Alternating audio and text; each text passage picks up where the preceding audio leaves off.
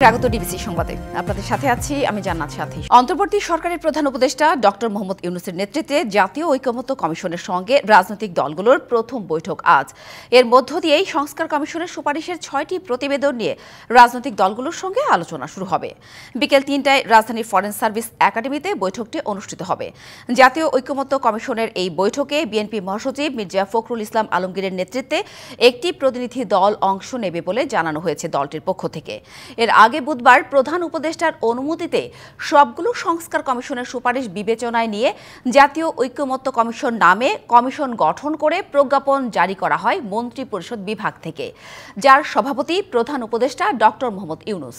রাজধানীর foreign service একাডেমিতে রাজনৈতিক দলসমূহের সঙ্গে জাতীয় ঐকমত্য কমিশনের প্রথম সভার বিষয়ে আরও জানাতে আমাদের সাথে সরাসরি যুক্ত হয়েছেন সহকর্মী শাহ ইমন। ইমন, বৈঠকটি শুরু হতে তো আরও ঘণ্টাখানিক বাকি, জানতে পেরেছেন কি যে কোন কোন রাজনৈতিক দল এই বৈঠকটিতে অংশ নিচ্ছে, এর বাইরেও আরও কোনো তথ্য আছে কিনা সব মিলে জানাবেন। সাথে আপনি জানেন যে গত 12 তারিখে প্রধান উপদেষ্টা একটি সংবিধান জাতীয় ঐকমত্য কমিশনের একটি কমিটি করেছিল। প্রধান উপদেষ্টাকে সভাপতি এবং সংবিধান সংস্কার কমিশনের যে প্রধান আলী রিয়াজ তাকে সহসভাপতি করে 7 সদস্যের একটি কমিটি করা হয়েছিল।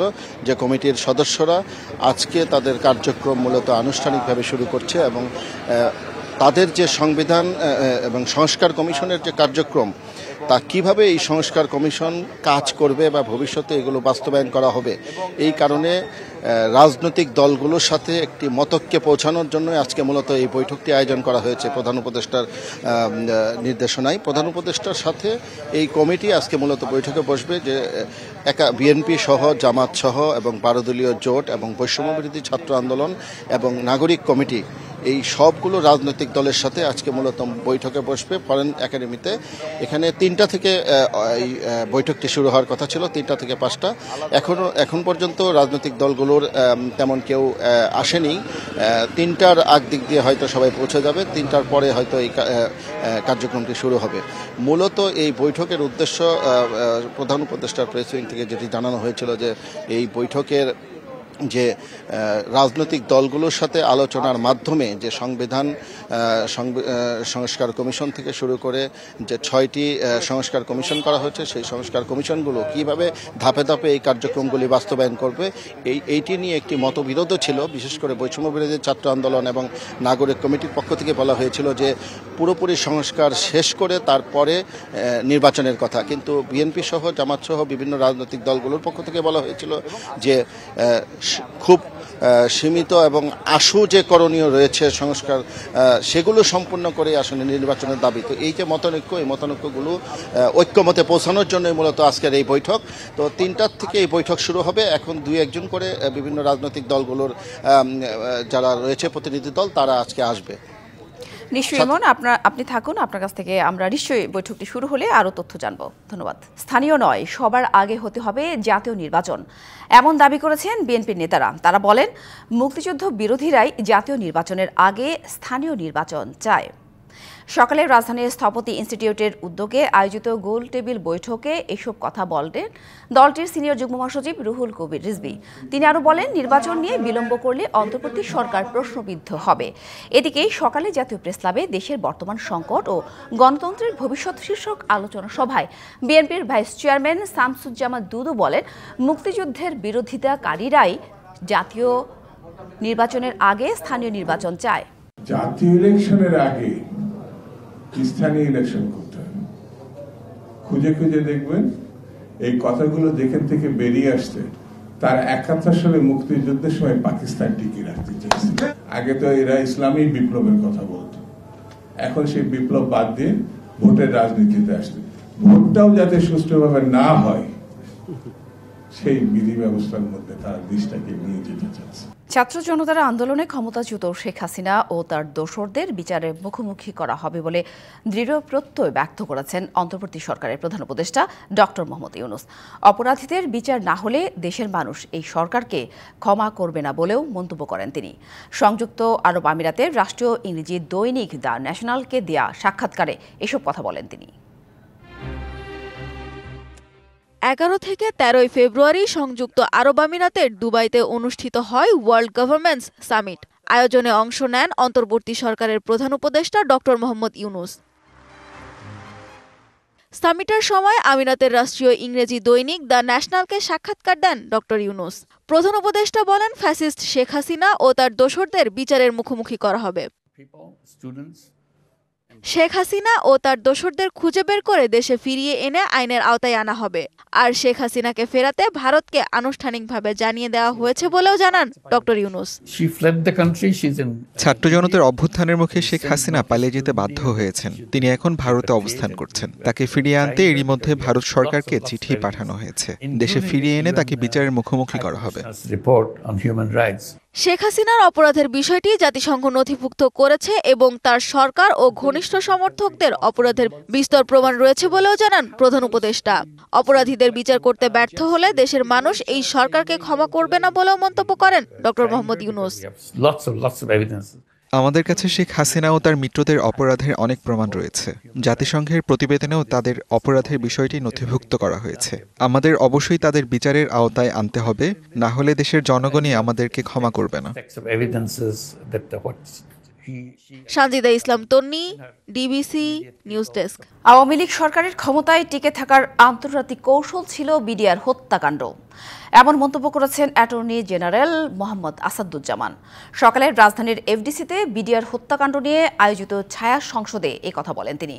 বিডিআর হত্যাকাণ্ডের বিচারের জন্য কমিশন কাজ শুরু করেছে জানিয়ে তিনি আরও বলেন, হাসিনাকে দেশে এনে বিচার প্রক্রিয়া শুরু করা হবে। বলেন, সাবেক সেনা সদস্য মইনুল আহমেদের নিষ্ক্রিয়তা ছাড়া এই হত্যাকাণ্ড সম্ভব হতো না।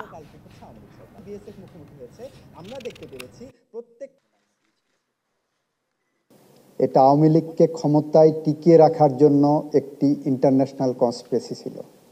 আওয়ামী লীগ ক্ষমতায় থাকলে বাংলাদেশের উপরে আধিপত্যবাদী শক্তির, সাম্রাজ্যবাদী শক্তির যে পথ সুগম হয়, কুসুমাস্তীর্ণ হয়, সেইটা করার জন্যই বাংলাদেশের মাটিতে ইতিহাসের জঘন্যতম একটি অধ্যায় রচনা করা হয়েছিল।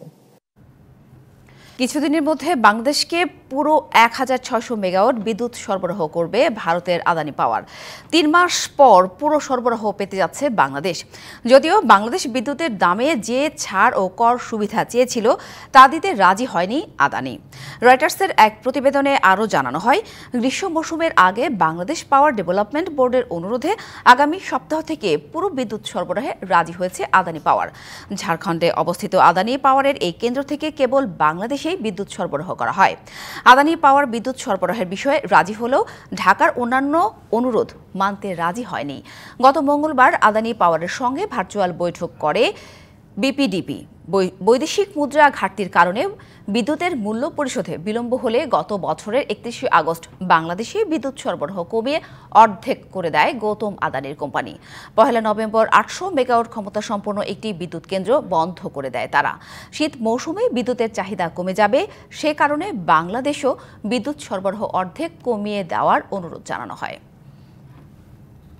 আশুলিয়ার গ্যাস সিলিন্ডার বিস্ফোরণে নারী ও শিশুসহ 11 জন দগ্ধ হয়েছে। এদের মধ্যে 3 জনের অবস্থা আশঙ্কাজনক বলে জানিয়েছেন চিকিৎসকরা। তাদের মধ্যে একজনের 99%, আরেকজনের 95% শ্বাসনালী পড়ে গেছে। এই দুজনকে আইসিইউতে এবং বাকিদের এসডিইউতে রাখা হয়েছে। তাদের সুচিকিৎসা নিশ্চিত করতে সর্বোচ্চ চেষ্টা করা হচ্ছে বলে জানিয়েছেন চিকিৎসকরা।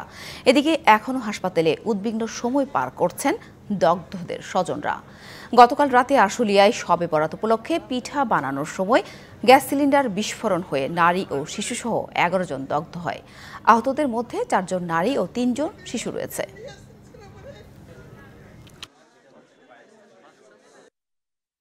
দুইজন রোগী আছে, তাদের অবস্থা খুবই আশঙ্কাজনক অবস্থায় আছেন। তো ওনাদেরকে আমরা এসডিইউতে শিফট করছি। আর বাকি আরও 2 জন রোগীকে আমরা এসডিইউতে শিফট করছি। আর 2 জন রোগীকে আমরা ছুটি দেওয়ার মতো, কিন্তু আপাতত আমরা ওনাদেরকে এখানে অবজারভেশনে রেখে চিকিৎসা চলমান রাখি। জাতীয় বার্ন ইনস্টিটিউটে চিকিৎসাধীন সাভারে সিলিন্ডার বিস্ফোরণে দগ্ধদের সবশেষ খবর জানাতে ইনস্টিটিউট থেকে আমাদের সাথে সরাসরি যুক্ত হয়েছেন সহকর্মী অজিত সরকার। তার কাছ থেকে জানবো বিস্তারিত। অজিত, জানাবেন দগ্ধদের সবশেষ অবস্থা, চিকিৎসকরা কি বলছেন আর স্বজনরাই বা কি বলছেন? জি ধন্যবাদ। যে আমরা আসলে এখানে বেলা 12টার পরে আসলে এখানে যে হাসপাতাল কর্তৃপক্ষ তারা কিন্তু আমাদেরকে গণমাধ্যম কর্মীদেরকে ব্রিফিং করে জানিয়েছেন যে আসলে 11 জনের 3 জনের অবস্থা খুবই আশঙ্কাজনক। তাদের একজনকে আইসিইউতে, 2জনকে ওটিতে ভর্তি করা হয়েছে, আর বাকি 4 জনকে এইচআইডিতে ভর্তি করা হয়েছে। তো আমরা স্বজনদের সঙ্গেও কথা বলেছি, তারা আমাদেরকে আসলে যেটা জানিয়েছেন যে গতকাল রাতে কিন্তু আসলে ওই গ্যাস সিলিন্ডারে বিস্ফোরণের ঘটনাটা ঘটে এবং একই পরিবারে কিন্তু 11 জন গুরুতর দগ্ধ হয় এবং তাদেরকে স্থানীয় হাসপাতালে প্রথমে চিকিৎসা দেওয়া হয়, তারপর তাদেরকে কিন্তু নিয়ে আসা হয় জাতীয় বার্ন ইনস্টিটিউটে। তো ডাক্তারদের সাথে আমাদের কথা হয়েছে কয়েক দফা। তারা আসলে যেটা বলছেন এবং হাসপাতালের কর্তৃপক্ষ পরিচালকের সঙ্গে কথা হয়েছে, তিনিও আমাদেরকে যেটা জানিয়েছেন যে এখানে দগ্ধদেরকে সর্বোচ্চ কিন্তু চিকিৎসা দেওয়া হচ্ছে, কোনো ধরনের ত্রুটি রাখা হচ্ছে না। যে দগ্ধদের একজনের মধ্যে আপনারা জানেন যে দগ্ধদের একজন কিন্তু শিশু রয়েছে, তিনিও কিন্তু অনেকটা আশঙ্কাজনক অবস্থায় আছেন। 3 জন গুরুতর আশঙ্কাজনক অবস্থায় আছেন, তার মধ্যে একজনের 95% পুড়ে গেছে এবং একজনের 99% এবং একজনের 47% পুড়ে গেছে। তো তাদেরকে কিন্তু আসলে সর্বোচ্চ চিকিৎসা দেওয়া হচ্ছে বলে আমাদেরকে হাসপাতাল কর্তৃপক্ষ জানিয়েছেন। আর বাকিদেরকেও কিন্তু নিবিড় পর্যবেক্ষণে রাখা হয়েছে, তাদেরকে সর্বোচ্চ চিকিৎসা দেওয়া হচ্ছে বলে আসলে হাসপাতাল কর্তৃপক্ষ আমাদেরকে যেটা নিশ্চিত করেছেন। তো এখন পর্যন্ত আমার কাছে আসলে জাতীয় বার্ন ইনস্টিটিউট থেকে এই ছিল আসলে সর্বশেষ অবস্থা। অজিত, ধন্যবাদ। টঙ্গীর তুরাগ তীরে চলছে সাতপন্থীদের বিশ্ব ইজতেমা। কাল আখেরি মোনাজাতের মধ্য দিয়ে শেষ হবে এবারের আয়োজন। শুক্রবার শুরু হওয়া এই পর্বের ইজতেমায় এখন পর্যন্ত 3 জনের মৃত্যুর খবর পাওয়া গেছে। টঙ্গীর তুরাগ তীরে জিগির আজগার সহ বিভিন্ন আমলে ব্যস্ত মুসল্লিরা। আত্মশুদ্ধি, উন্নয়ন, ইসলামের সুমহান বাণী মানুষের মাঝে পৌঁছে দেওয়ার প্রত্যয় তাদের কণ্ঠে। যেহেতু আল্লাহ রসুলেরও এরকম জামায়াতের মাধ্যমে কিন্তু আল্লাহ নবী ইসলাম প্রচার করছে। এখন নবী নাই, সাহাবা নাই, এই কাজে জিম্মেদারি এই আনিয়াল্লাহ উম্মতের উপর দিয়েছেন। তারা বলছেন শুধুমাত্র আল্লাহ ও তার রাসূলের সন্তুষ্টি লাভের আশায় দিনের পথে অংশগ্রহণকারীদের এই মেহনত। আল্লাহ তাআলা এটা ওসিলায় যদি আল্লাহ তাআলা আমাদেরকে হেদায়েত দেয়, এই জন্যই আমরা আসছি এখানে। আমাদের দেশকে যেন আল্লাহ তাআলা ভালো রাখে, শান্তি রাখে, সুস্থ সবল রাখে। দোয়া করবেন, দেশবাসীর কাছে দোয়া যাচ্ছি আমি যেন একজন মুসলিম ইমানদার মানুষ হতে পারি। এদিকে বাদ আসর অনুষ্ঠিত হবে যৌতুকবিহীন বিয়ে। রোববার সকালে আখেরি মোনাজাতের মধ্য দিয়ে শেষ হচ্ছে সাদ অনুসারীদের ইজতেমা।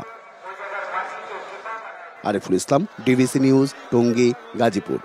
ঢাকা বিশ্ববিদ্যালয়ের ব্যবসা শিক্ষা ভর্তি পরীক্ষায় প্রশ্ন ফাঁসের অভিযোগ সঠিক নয় বলে দাবি করেছেন উপাচার্য অধ্যাপক নিয়াজ আহমদ খান। সকালে বিজ্ঞান বিভাগের ভর্তি পরীক্ষার কার্জন হল কেন্দ্র পরিদর্শন শেষে এই কথা জানান তিনি। উপাচার্য বলেন, প্রশ্ন ফাঁসের অভিযোগের বিষয়ে এরই মধ্যে একটি কমিটি গঠন করা হয়েছে। জানান, শিক্ষার্থীদের সর্বোচ্চ স্বার্থ রক্ষায় ব্যবস্থা নেবে ঢাকা বিশ্ববিদ্যালয়। এবছর বিজ্ঞান অনুষদে 1896টি আসনের বিপরীতে আবেদন করেছেন 1,46,694 জন। উপাচার্য জানান, প্রতিটি আসনের বিপরীতে 77 জন প্রতিদ্বন্দ্বিতা করছেন। তাই ভর্তির সুযোগ না পেলেও শিক্ষার্থীদের তিরস্কার না করার জন্য অভিভাবকদের প্রতি আহ্বান জানান তিনি। ঋতুরাজ বসন্তকে বরণ করতে আজও নানা আয়োজন ছিল বন্দর নগরী চট্টগ্রামে। প্রমা আবৃত্তি সংগঠনের আয়োজনে সকাল থেকে শুরু হয় সবার জন্য উন্মুক্ত এই উৎসব। আবৃত্তি, গান, নৃত্য আর বাসন্তী উচ্ছ্বাসের রঙিন উৎসবে উচ্ছ্বসিত ছিল ছোট বড় সবাই। দুপুরের বিরতি দিয়ে এ অনুষ্ঠান চলবে সন্ধ্যা 7টা পর্যন্ত। এতে একক ও দলীয় আবৃত্তির পাশাপাশি জনপ্রিয় শিল্পী ও বিভিন্ন দল পরিবেশন করবে সঙ্গীত ও নৃত্য। এবার পহেলা বসন্তে ধর্মীয় দিবস থাকায় ফাল্গুনের দ্বিতীয় দিনে এ আয়োজন করে সংগঠনটি। বসন্তের এ অনুষ্ঠানে যোগ দিয়েছে চট্টগ্রামের বিভিন্ন সাংস্কৃতিক সংগঠন। নরসিংদীতে বসেছে ঐতিহ্যবাহী বাউল মেলা। শহরের মেঘনা নদীর তীরে আকড়াধামে হাজির হয়েছেন শতাধিক বাউল সাধক। মহাযজ্ঞ আর পুণ্যস্থানে যোগ দিতে আসছেন পুণ্যার্থীরা। আত্মশুদ্ধির জন্য তুলে ধরেন সাম্য আর মানব মুক্তির গান। শ্রী চৈতন্যদেবের জন্মতিথি উপলক্ষে মাঘী পূর্ণিমার দিনে মহাযজ্ঞের মধ্য দিয়ে শুরু হয় বাউল মেলার আনুষ্ঠানিকতা। জনশ্রুতি আছে প্রায় ৬০০ বছর ধরে নরসিংদীর কাউরিয়াপাড়ায় চলছে এই বাউল উৎসব। মেলা উপলক্ষে আখড়াধামে হাজির শতাধিক বাউল সাধক। আত্মশুদ্ধি আর আত্মমুক্তির জন্য এই জমায়েত তুলে ধরেন সাম্য আর মানব মুক্তির গান।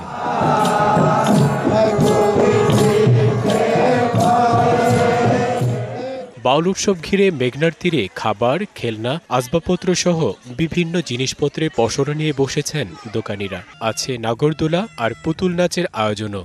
আমাদের এইখানে সকল ধর্ম, গোত্র, বর্ণ নির্বিশেষে সকল মানুষ বৎসরে 2 বার মিলিত হই। সকল মানবের কল্যাণার্থে ঠাকুর কাছে প্রার্থনা করা হয় যেন পৃথিবীর সকল মানুষের সুখ শান্তিময় বয়ে জীবনে আসে। এবার বহু বছর পর একত্রিত হয়েছে মেলা এবং যজ্ঞ, এই দুটোই একত্রিত হয়েছে। মূল সাধন হল দেহ নিয়ে আমাদের, এবং জাতি ধর্ম নির্বিশেষে বাউল মত। প্রসাদ বিতরণের মধ্য দিয়ে আগামী রবিবার শেষ হবে বাউল মেলার আয়োজন। DBC news desk. ডিবিসি সংবাদে এই ছিল এখনকার মতো। ডিবিসি নিউজের সংবাদগুলো পড়তে ভিজিট করুন dbcnews.tv আর ভিজিট করুন ডিবিসি নিউজের ফেসবুক পেজ এবং ইউটিউব চ্যানেল। ডিবিসির সঙ্গেই থাকুন।